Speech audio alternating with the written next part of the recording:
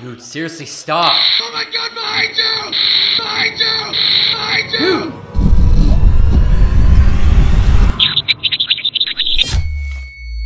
Mandela Catalogue Volume 2 by Alex Kester is finally out after a long wait, and it revealed a new perspective through the eyes of two other victims in several years later.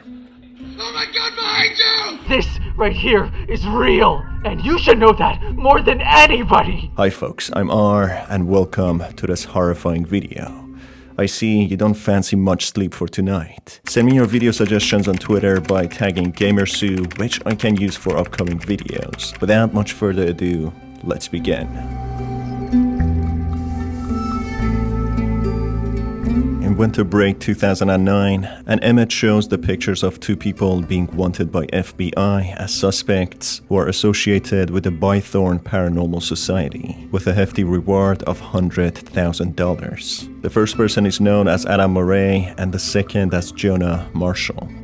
Soon, the recording transforms into a phone ringing with Adam and Jonah being labeled as victims number 3 and 4, respectively, following the story of Mark and Cesar in 1992.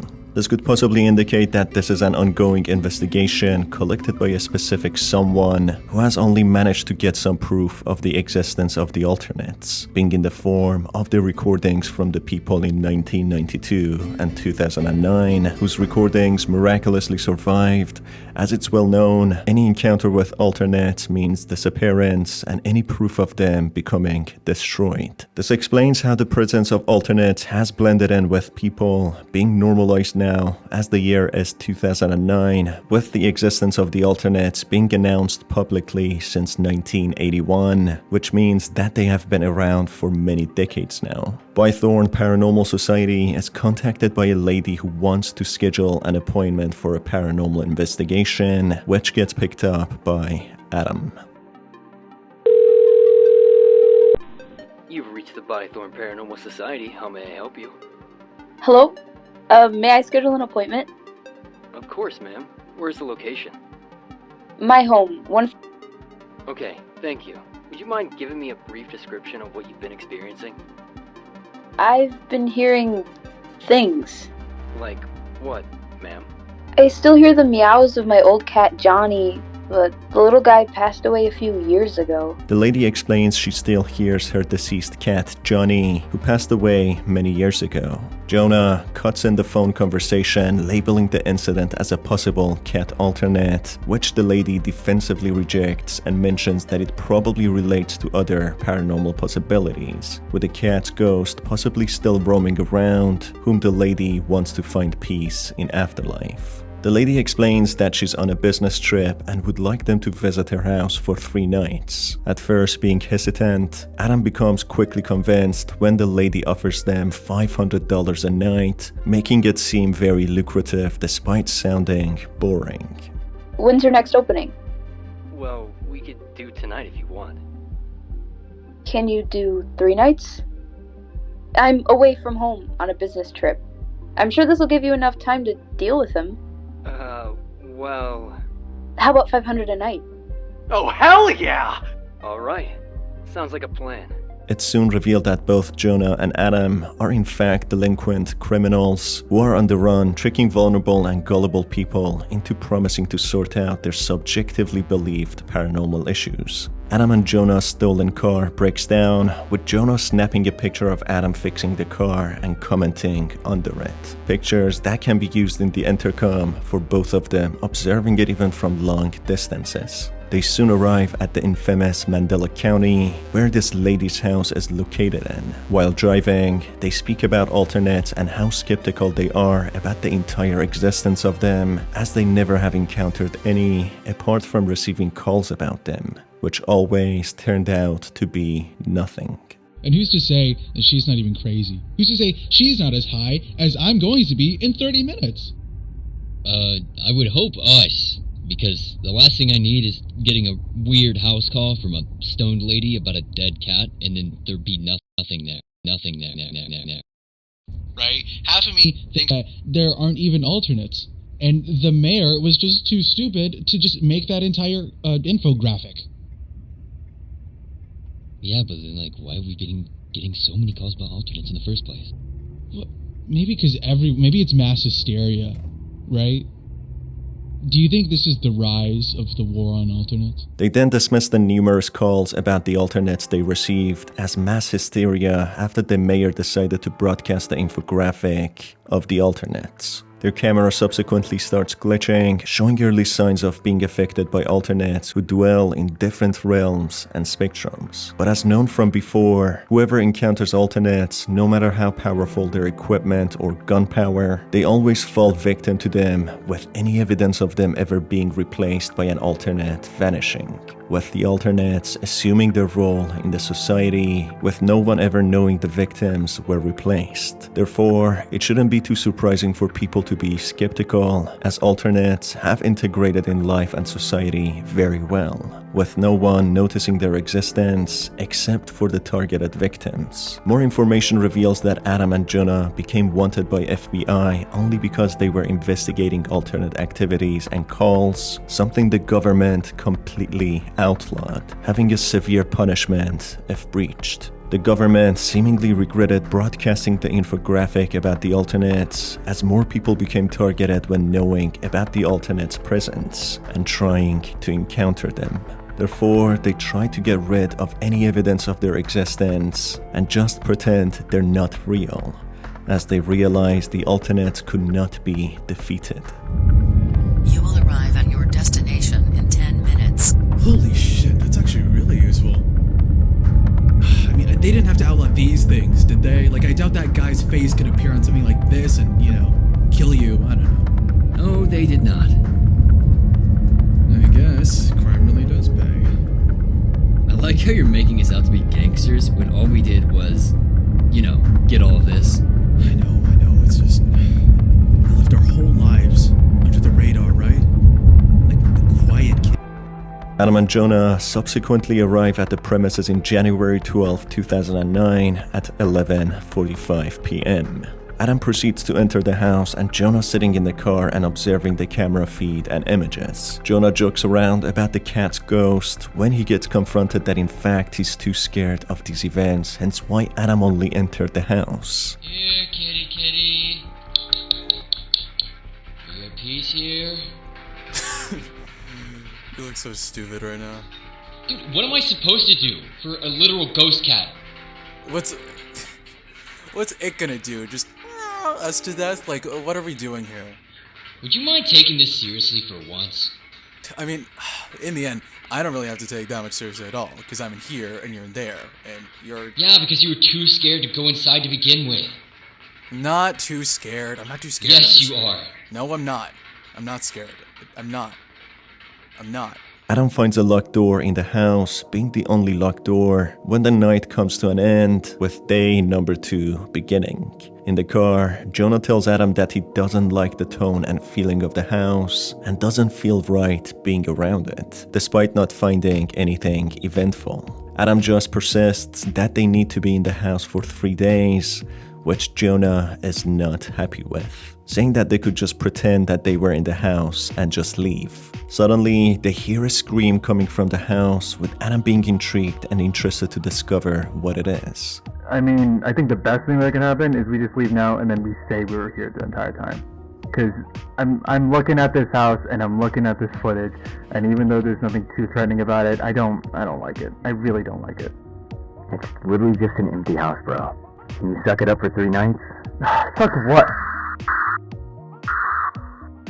Where'd that come from? I think that came from the house, man. I really don't like this now. I'm the opposite. This is kind of interesting. I don't think you should go in there now. I'm going back in.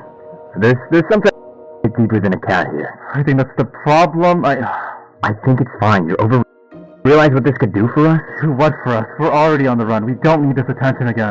Do you like it or not? I'm going back in. Adam, please. It's too late. I've already made up my mind. Jonah pleads with Adam not to go in, displaying how Jonah is fearful, maybe due to a past experience, while Adam is interested in the paranormal and wants to discover some evidence of the afterlife presence or even the alternates. Adam goes back to the house, taking a spirit radio with him, asking certain questions from the presumable ghost. Suddenly, from the intercom communicating with Jonah, Adam receives a horrifying call from him, shouting for Adam to look behind him. Adam gets a little spooked but tells Jonah to stop, with the exact same lines being repeated with the same cadence, when Adam has enough and tells off Jonah. Oh my god, behind you! Shut up. Oh my god, behind you! Dude, cut it out. Oh my god, behind you! Dude, seriously, stop. Oh my god, behind you! Behind you! Behind you! Dude, fucking quit! What the hell did I do? Jonah then gets back on the intercom, protesting to why he's being told off, as he hasn't done anything. This explains that in fact, Adam is becoming targeted by an actual alternate who resides in the radio spectrum. More glitches occur on the footage, with a terrifying voice informing Adam that he's been watching him.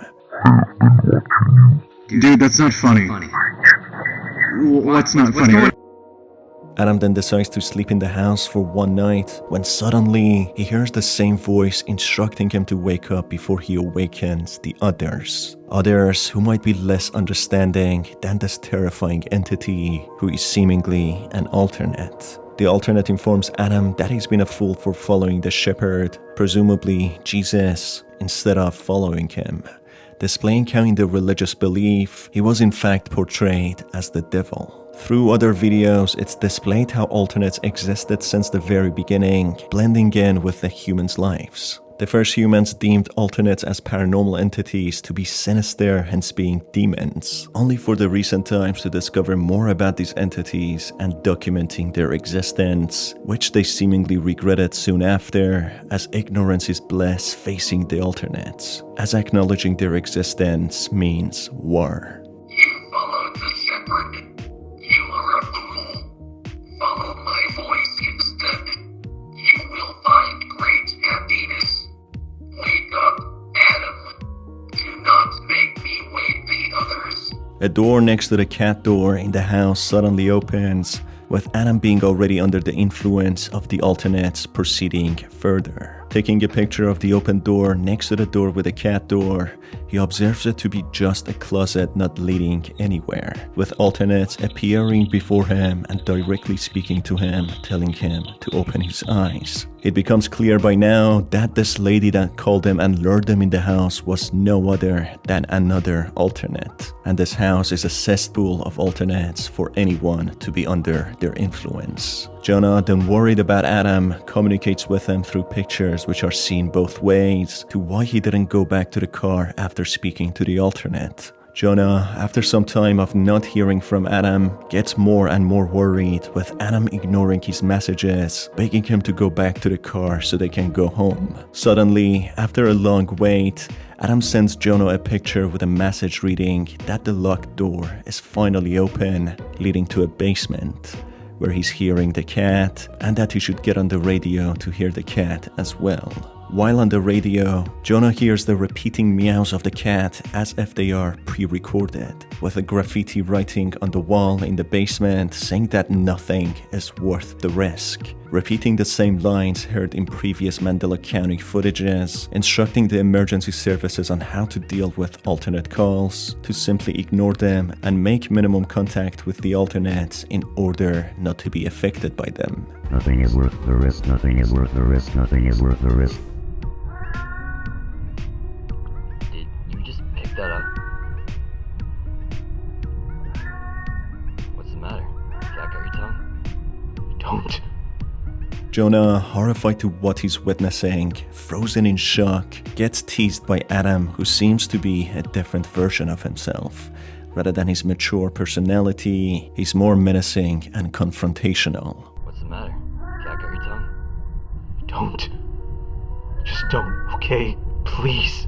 Oh, so now you're taking this seriously.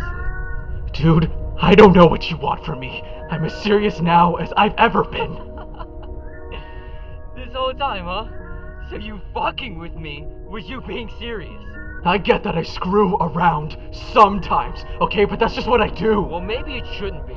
Look, man, I'm just devastated that I'm not as broken as you still are with everything that's happened, and I'm sorry that I can't keep helping you carry this burden. What does that have to do with anything? But I'm reaching my fucking limit here. These things have taken so much away from us, yet you still run to them every chance you get. No, I don't. Fucking listen to me! You're not invincible, okay? I know you thought that when we started doing these fucking death marches. And nothing happened, and I get it, but this right here is real, and you should know that more than anybody! What's that even supposed to mean? I wish we never looked for your because she is dead and gone, and we were never gonna get her back. What did you just fucking say to me? And I'm sorry that these are the lives that we lead today, but Adam, if you walk down those stairs, you'd be joining her. And if by some miracle you come back out, I don't think you'd be yourself, and I'm telling you right now that I won't be here to confirm that. Well then just fucking leave then! Leave! Jonah, clearly shaking and shivering in fear, knowing that this thing is real this time, begs Adam to come back up and not to go all the way downstairs. He further continues that he never wanted to go on the paranormal investigations, which he refers to as death marches. He only supported Adam as apparently he lost a loved one, maybe his mother or partner, a female member whom he's been trying to search for ever since she disappeared. It's possible Adam's mother disappeared after an alternate encounter, and he's been trying to search for her desperately to confirm that she's in peace in the afterlife. Jonah threatens Adam if he doesn't come back, he would leave without him, with terror and tremor recognized in his voice when he makes the difficult choice to leave without Adam as he continues to investigate further down in the basement. In the basement, he comes across an old TV having an image of a cat, when subsequently, after a cut to black, the screen displays the intruder's image, glitching even more, showing more alternates, Mark and Cesar, the other victims, and even the infographic which was broadcasted in 1981. This could potentially mean the infographic was broadcasted by an alternate replacing the mayor in order for more people to actually know about them, so they can target even more victims that way and maybe even take over, being the humans' overlords, with the age of technology allowing them to spread information about themselves easier. What are you?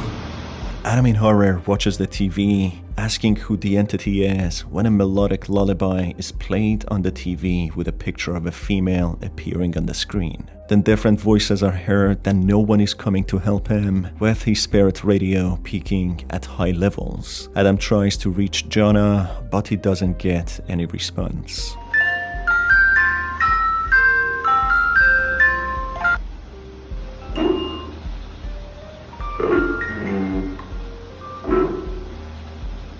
The right thing. Nobody is coming to help you. Jonah? This could potentially be the alternate of his mother, whom he's been looking for, taunting him even more so he can emotionally and mentally break down, as it's the sort of warfare alternates use on humans to replace them. They cause severe psychological damage, causing the victims to take their own lives when they replace them. The footage then cuts to Jonah driving as fast as he can, sobbing in terror when he gets interference on his radio transmission from the alternates, guilt-tripping him for leaving Adam behind.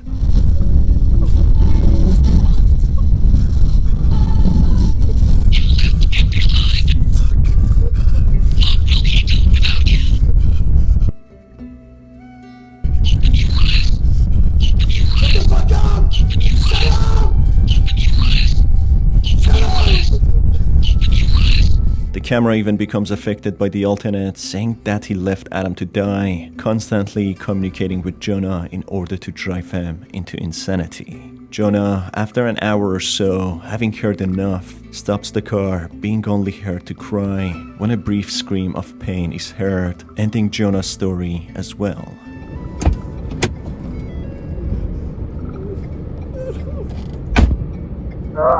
Therefore, both Adam and Jonah died, becoming the victims of the alternates. Even though Jonah stayed in the car, he came into contact with the alternates through the radio transmissions coming from Adam, making the alternates latch onto him as well. This footage, just like Mark and Cesar's footage, was possibly found by some kind of authorities or investigators, archiving them and analyzing them. As far as the government knows, Adam and Jonah are still on the run and criminals, while some other groups or organizations have realized they both fell victims to the emotionless and brutal alternates, labeling them as victims number 3 and 4. What a horrifying video.